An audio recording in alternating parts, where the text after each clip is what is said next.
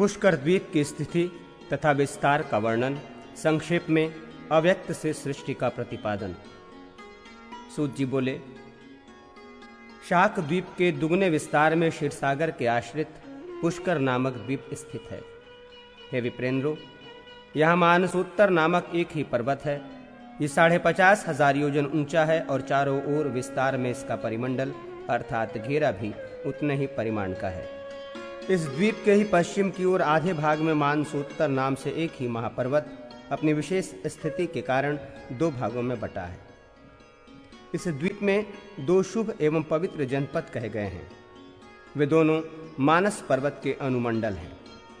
ये महावीत तथा धात की खंड नामक वर्ष कहे गए हैं। पुष्कर द्वीप स्वादुदक समुद्र, स्वादिष्ट जल वाले समुद्र से चारों ओर से घिरा है। उस द्वीप में देवताओं द्वारा पूजित न्यगोध्र वट का एक महान वृक्ष है। उसी द्वीप में विश्वभावन विश्वात्मा ब्रह्मा रहते हैं। मुनि श्रेष्ठों, वहीं पर शिव नारायण का मंदिर है। यहाँ आधे भाग में हर एवं आधे में अव्यय हरि के रूप में अर्थात हरिहरात्मक रूप में महादेव निवास करते हैं। यहाँ ब्रह्मा आदि देवताओं, कुमार, सनत कुमार आदि योगियों, गंधर्वों तथा किन्नरों एवं यक्षों द्वारा ईश्वर कृष्ण पिंगल पूजित होते हैं। यहाँ की सारी प्रजा स्वस्थ है, ब्रह्मा के समान प्रभावान है और रोग, शोक, राग तथा द्वेष से रहित है। वहाँ सत्य, असत्य, उत्तम, मध्यम, अधम का विभेद नहीं है। न वर्णाश्रम धर्म है, न नदियां हैं और न पर्वत है।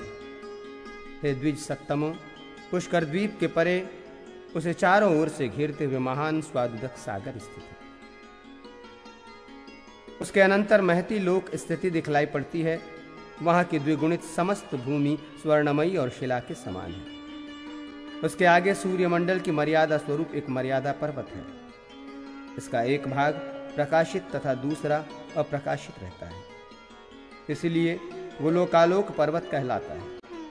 लोकालोक नामक इस महान पर्वत की ऊंचाई 10,000 योजन कही गई है और उतना ही इसका विस्तार फैलाव भी है।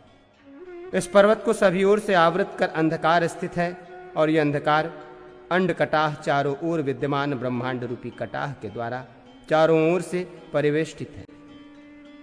यह अंड कटाह की 7 महालोक और 7 पाताल के रूप में प्रसिद्ध है। मैंने संक्षेप में ब्रह्मांड का ये विस्तार बतलाया। प्रधान कारण रूप और अव्ययात्मा के सर्वव्यापी होने के कारण इस प्रकार के हजारों करोड़ ब्रह्मांड है, ऐसा समझना चाहिए।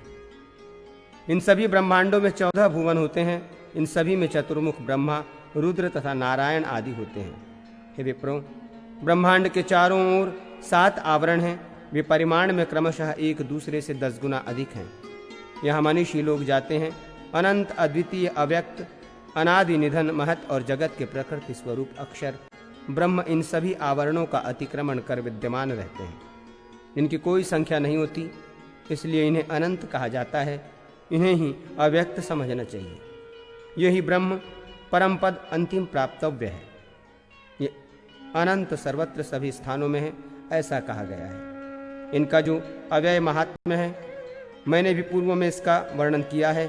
वही ये परमात्मा की भूमि, रसातल, आकाश, वायु, अग्नि, सभी समुद्रों तथा स्वर्ग सर्वत्र सभी स्थानों में विद्यमान है। इसमें कोई संदेह नहीं। यही महान द्युतिमान पुरुषोत्तम अंधकार तथा प्रकाशमात्मा सत्व में विद्यमान होते हुए अपने अंगों को अनेक रूपों में विभक्त कर क्रीड़ा करते हैं। महेश्वर अव्यक्त से परे हैं। अंड अव्यक्त से उत्पन्न होता है। अंड से ब्रह्मा उत्पन्न है और उन्होंने इस संसार की सृष्टि की है।